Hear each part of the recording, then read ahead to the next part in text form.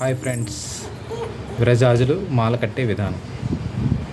First దారాన్ని ఈ విధంగా ఫోల్డ్ చేసుకోవాలి.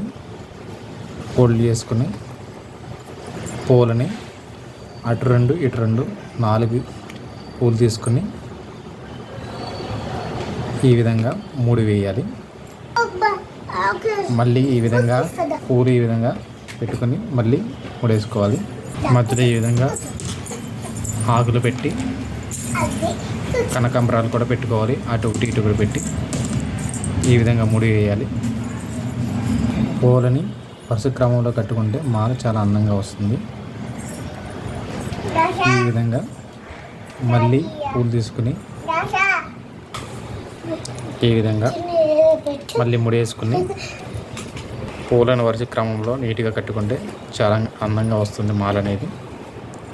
మధ్య మధ్యలో ఆకులు వేసుకొని ఇలా కనకాంబరాలు పెట్టుకుంటే మాల అనేది చాలా నిండుగా అందంగా ఉంటుంది.